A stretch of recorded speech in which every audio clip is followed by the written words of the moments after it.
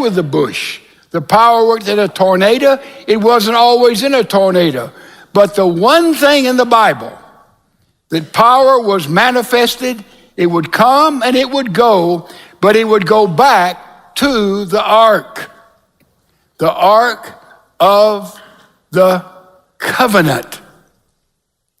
You read 1 Samuel 4, 6, 7, and you see there about the ark. What was the ark? Let me remind you, the ark was a box that was 4 feet long and 2.5 feet by 2.5 feet. Steven Spielberg made it way too large in the movie, incidentally, but we won't be too particular. On the top of the box, acacia wood covered in gold, 2 cherubim, 2 angels facing one another. In the middle was the mercy seat, a block of gold. Inside the ark, what do you have? Aaron's rod that budded, a little sample in a box of manna, and you have primarily the 10 Commandments. The 10 Commandments was the covenant that God had made with Israel. And therefore you have in this place the Shekinah. You have the glory of God. It would come and go with the ark, and the ark represented power, God's power, divine power. We know how it was used. It was used there when they came to the Jordan, and it was strong and deep, and they took the ark out in the Jordan, and the Jordan River parted as had before the sea. They got to Jericho. They had those high walls around. They had no way to get in. They took the ark and marched it around the walls, and all the walls came tumbling down. This was known to people all through that area. The ark of God, the Yahweh. And the Jews believed for a while that God was in the box, in the ark. And then they came to believe that God was actually the box itself. And so we see the history of the ark, and we bring it into play in these fabulous chapters that teach us about the very power of God himself. So look at it beginning in chapter number 4. 1 Samuel. Thus the word of Samuel came to Israel. Now Israel went out to meet the Philistines in battle and camped beside Ebenezer, while the Philistines camped at Aphek. Now we see how Israel presumed the power of God. Did you get that? We're going to see as we study this chapter how Israel had the ark, and therefore they presumed, because they were God's chosen people, God's peculiar people, God's anointed people, God's called out people, that they possessed the very power of God. And they went out to battle. And they presumed on God. Let me show you something you might be interested in. The Sunday prior to 9/11 in our worship services, we had 17,495 people. The next week after 9/11, we had 36,229 people.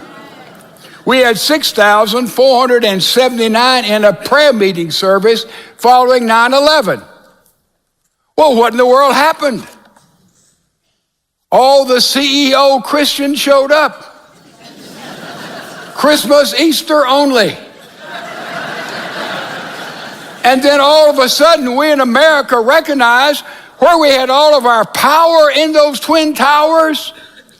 There were no buildings on the face of the earth that had more of the leaders in the economic world than in those twin towers, and they came down. Had the radical Muslim been success, they would destroy the Pentagon, where the military power of the world primarily was found. They destroyed only part of it. And had the other plane out, the White House would have been leveled, because that's where the most powerful individual in the world would be. So we saw in 9/11 how in just a few hours, all the power structures that we would have as human beings would be gone. That which we count on as Americans, and therefore flags were everywhere. Prayer meetings were everywhere, and worship services were packed to overflowing, because somehow we were trying, though we'd assumed the power on God, One nation under God? Really? And suddenly, one nation under God, it seemed that all of our foundational secular things were at risk. We turned to God seeking for power. We thought that we had appropriated God, as had the Jews. Read what happened to them here in our scripture. It says, the Philistines drew up to battle array to meet Israel. And when the battle spread, Israel was defeated before the Philistines, who killed about 4,000 on the battlefield. When the people came to the camp, the elders of Israel said, now follow this. Why has the Lord, not the Philistines, why has the Lord defeated us today before the Philistines? You see, they knew the Philistines could not defeat them because they had apprehended God's power. They were God's peculiar people, God's blessed, God's chosen people. And they said, the Lord must have led to our defeat. Why is that? So they went out into the second battle, but before they went in our second battle, look what they did. They said, let us take to ourselves from Shiloh the ark of the covenant. Oh, they're going to bring the ark into the battle, that it may come along us and deliver us from the power of our enemies. The ark of God would be more powerful than enemies of Israel. So the people went to Shiloh, and by the way, I was there this year, and from there they arrived, the ark of the covenant of the Lord, to the host who sits above the cherubim, and the two sons of Eli, Hophni and Phinehas, were there with the ark of the covenant of God. In the ark, you have these two little rings where you can carry it in. And who was carrying the ark? Hophni and Phinehas. Who were they? They were the immoral, slimy, creepy, sexual predators who were priests in the temple, the sons of Eli. Ladies and gentlemen, when a worshiping body allows immorality to rule and reign, known in the public circle of God's people, and the people do not rise up against that, let me tell you what is going on. It means the people themselves are satisfied with the immorality that passes itself along in the form of religion. Now, Hophni and Phinehas bring the ark in. What happened? Now the ark is there. The power of God is there. Look what happened. And so the Philistines, verse 10, fought Israel, was defeated, and every man fled to his tent. And the slaughter was very great, for there fell Israel 30,000 foot soldiers. Look what happened. And the ark of God was taken. The Philistines have the ark. And the two sons of Eli, Hophni and Phinehas, died in battle. What was wrong? Why did they lose? Because there was immorality in the land. You say, boy, it's unusual for them to lose. No. If you've been reading through the Bible, there has been 200 years in the book of Judges when God's people were immoral and disobedient to the covenant of God, the contract he had made with them there at the foot of Sinai, and therefore they lost, and the whole nation was going downhill rapidly. And then the end of this chapter, we have an interesting thing. Phinehas, one of the immoral priests who was killed, his wife was pregnant, and before she delivered a child, she discovered that Eli had died, hearing the news that his sons were killed, hearing the news that the ark had been taken, and Eli fell over backwards from the gate and broke his neck, a godly prophet. But Phinehas, his wife, bore a child, but before she bore the child, she said, name that boy Ichabod, which means the glory of God has departed from Israel. That's what we thought after 9/11. You know, God has left our country. We're being judged because of our godliness. And that's what she felt. Name this boy Ichabod because the glory has left this land. You see, what did the Israelites do? They presumed on the power of God. They said, we've got the ark. We've got the power. Now the ark has been stolen. It's in the hands of godless pagans. Whoa. Look at the next thing we learn about power. is found is how the Philistines handled it. Look at chapter 5. By the way, we see the Philistines co-opted the power of God. What does that mean? They took the ark and they added it in their temple of worship to their other god, their primary god, Gargon. And Gardon, they put the ark right down by Gardon, and look what happened there in their temple. Now the Philistines took the ark of God and brought it from Ebenezer to Ashdod. And the Philistines took the ark of God and thought it to be and brought it in the house of Dagon and set it by Dagon. Listen to this. And when the Ashdodites arose early the next morning, behold, Dagon had fallen on his face to the ground before the ark of the Lord. So they took Dagon and set him in place. When they arose early the next morning, behold, Dagon had fallen to his face to the ground before the ark of the Lord, and the head of Dagon and both the palms of his hands were cut off. Only thing was left was the trunk of Dagon. What happened?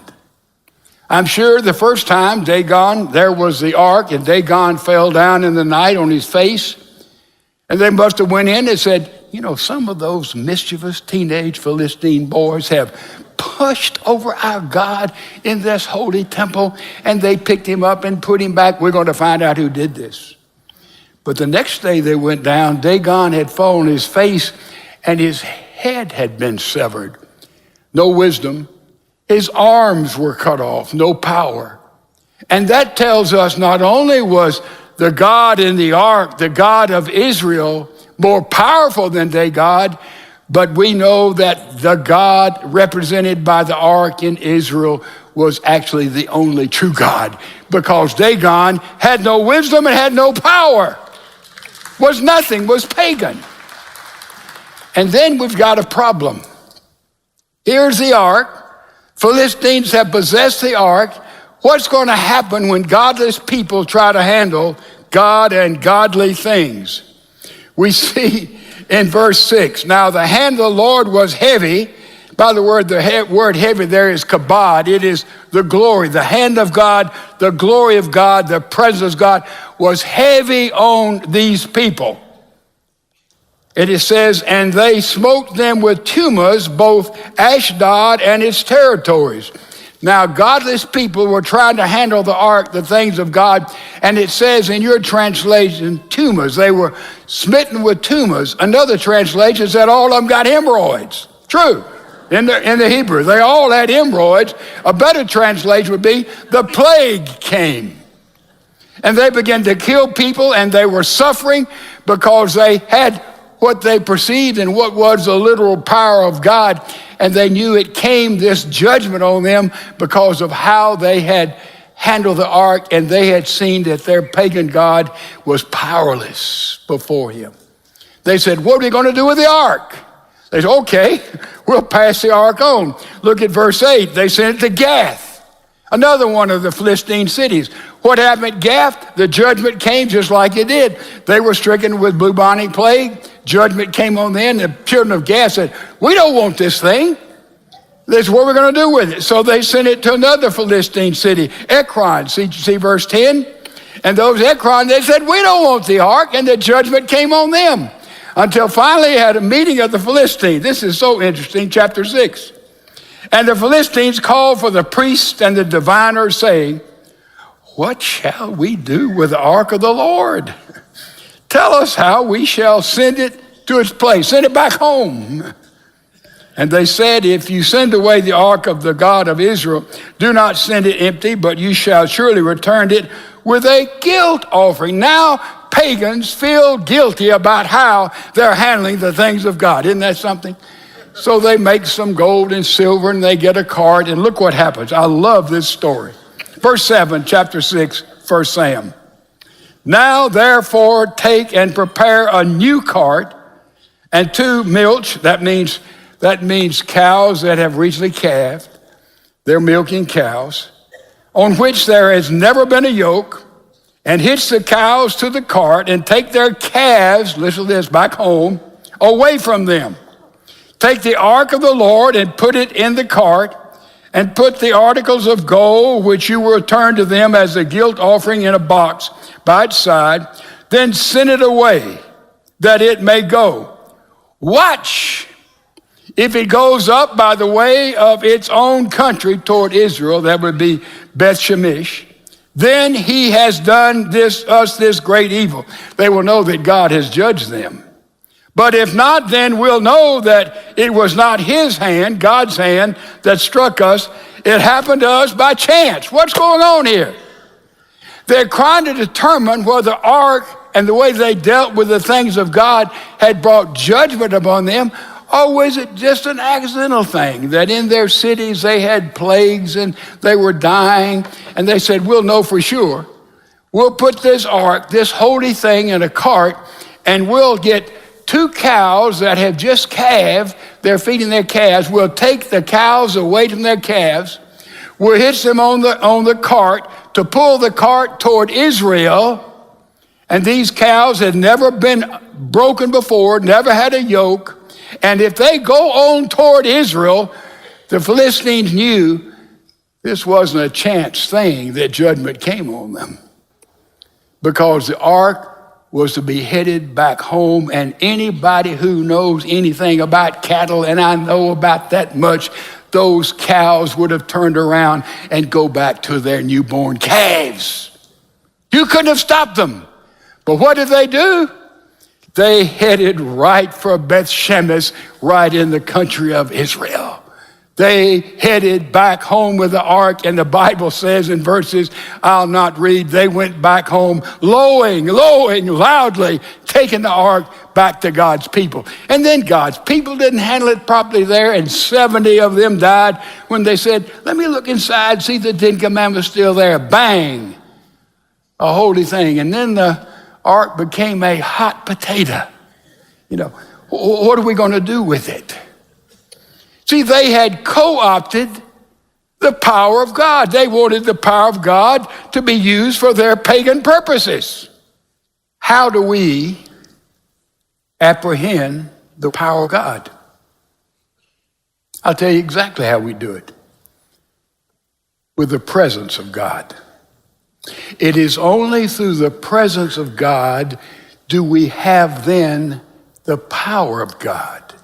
We try to use the power of God, as did the Israelis, as did the Philistines, without having the presence of God. It never does work. It never does work. Well, we ask the question then, how do we get in the presence of God? How do we know we're in the presence of God? There are always 2 or 3 things present that are connected with the very presence of God. First of all, unconditional commitment. You can't go in the presence of God without selling out to God, about giving him your hands, your feet, your mind, everything. You can't hold back anything. That's the first step to knowing the presence of God. Remember, it is through the presence of God we then have the power of God. So we go to him totally. We give ourselves totally to him, completely to him, holding nothing back from him. Let me tell you something. If you have something you're talking to God about, praying to God about, and there is living sin in your life or in my life, we're practicing sin in any way, shape, form, and fashion, you're wasting your breath trying to talk to God and get his power to God to operate in some area.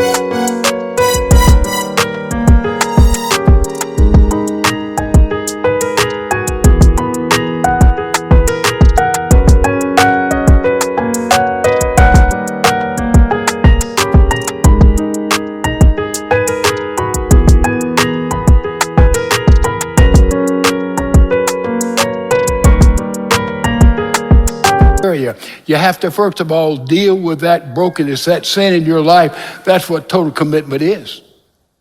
Lord, I want you to help. I want you to lead. I want you to forgive. Oh, no. Go right back to that thing which is wrong in your life. That has to be dealt with first. When it happened a long time ago, it doesn't matter. Give it to God. Let him deal with it. That has to be dealt with first. And that is a total commitment. If you draw near to God and God draws near to us, we have to begin with surrender and commitment. Not one time, but I'm sure many times. First thing I do every morning, I hit my knees and I surrender. Every single day. Before I go to bed at night, I hit my knees, I surrender. That is total commitment. That's the first step to drawing near to God.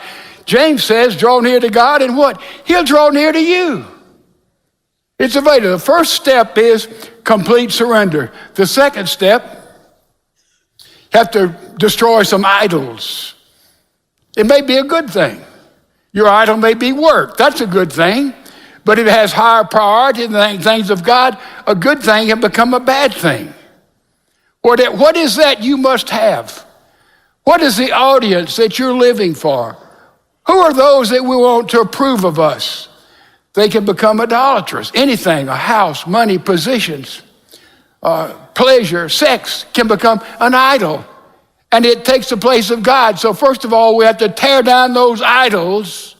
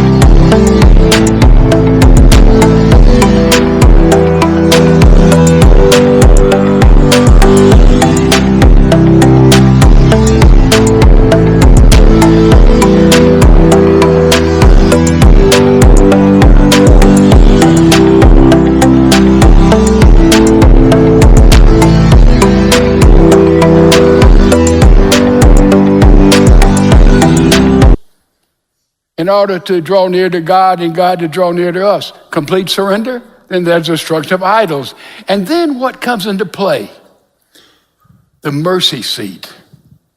We have the idea, well, I can go and pray to God anytime. Oh, he's omnipresent. He is. But you and I can't pray anytime because I'm unclean and you're unclean. And we go to God and God is holy and God will listen to only people who are holy. Ooh, you say, boy, he'll never listen to me. Let me tell you how holiness comes to every single one of us here. We go right back to the ark. The reason God would come to the ark and withdraw from the ark and use power in the ark and there was glory in the ark and he would speak through the ark